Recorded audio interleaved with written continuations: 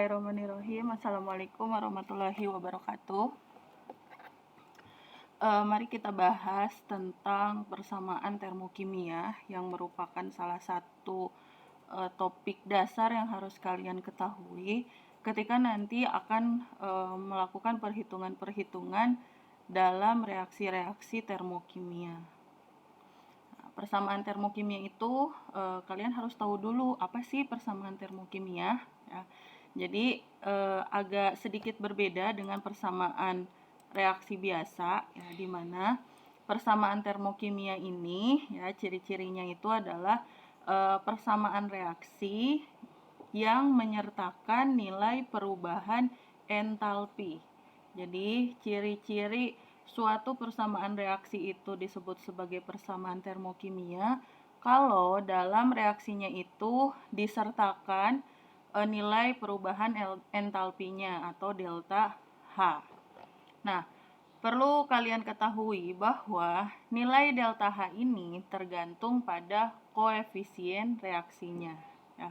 Contoh pada reaksi pembentukan NH3.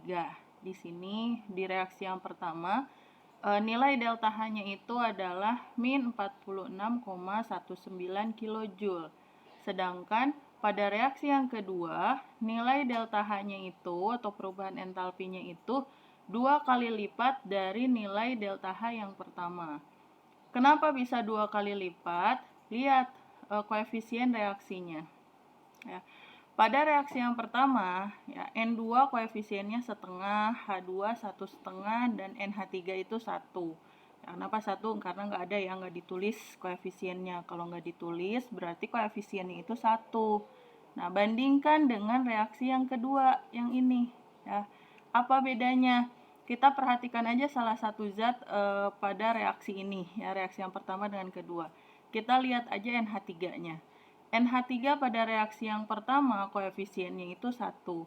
Sedangkan NH3 pada reaksi yang kedua koefisiennya itu 2. Dan ternyata kalau reaksi ini mempunyai nilai koefisien reaksi yang berbeda, nilai delta H-nya pun berbeda. Ya, jadi kalau koefisien si NH3 pada reaksi yang pertama ini nilai delta H 1 koefisiennya, maka nilai delta H-nya itu min 46,19.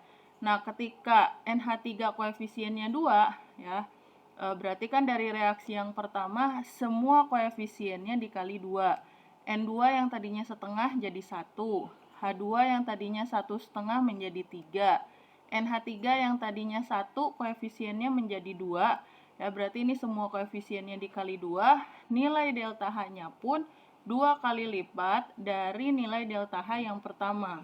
Ya, makanya tadi saya sebutkan bahwa nilai delta H itu bergantung pada koefisien reaksinya.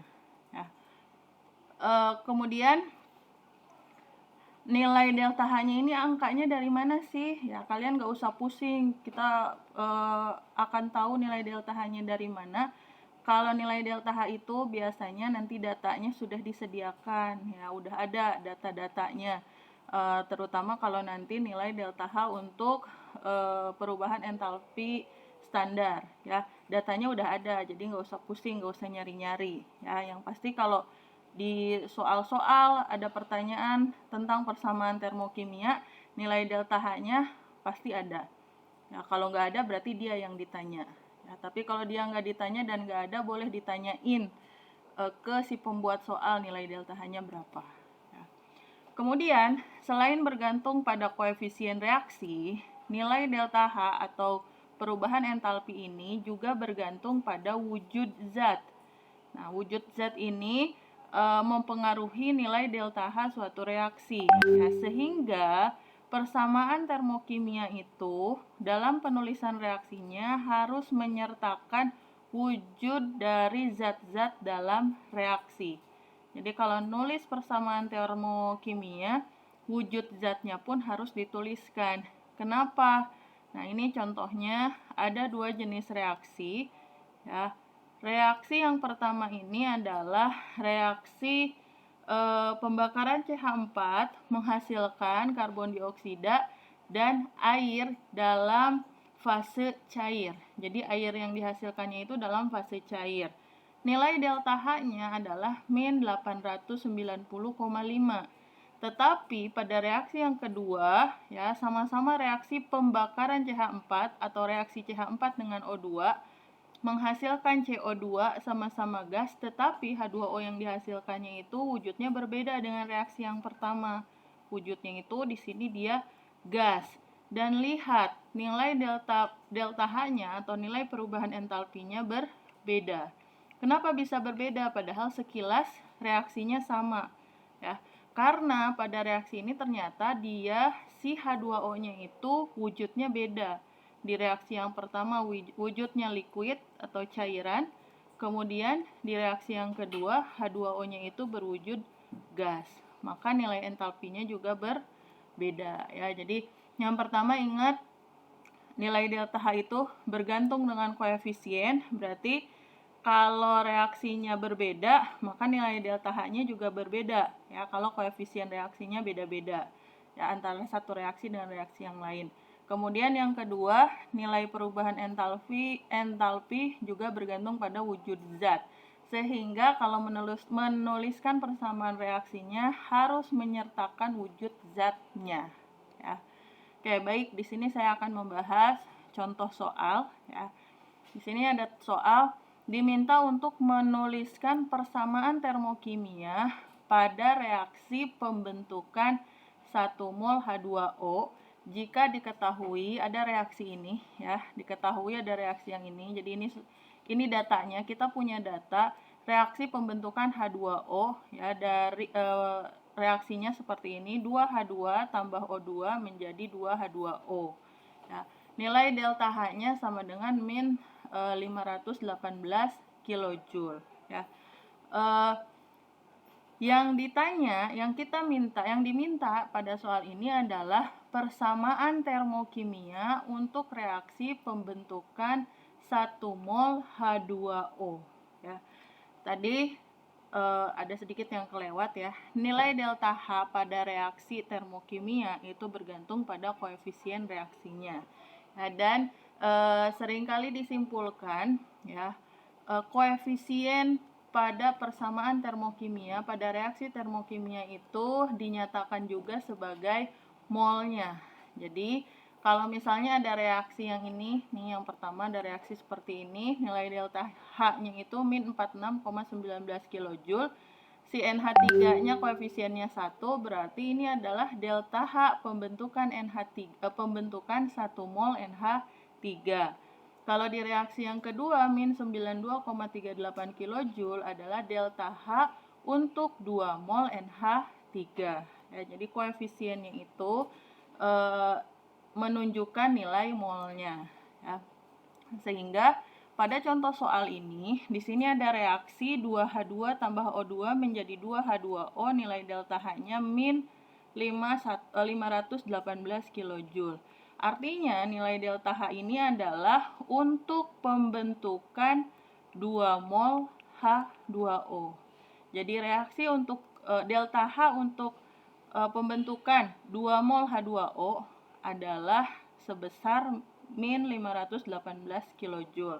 Pertanyaannya, bagaimana persamaan termokimia untuk reaksi pembentukan 1 mol H2O ya. Artinya kita mau merubah persamaan yang ini supaya H2O-nya itu yang tadinya 2 mol ya, koefisiennya 2, berarti 2 mol kita ubah menjadi 1 mol.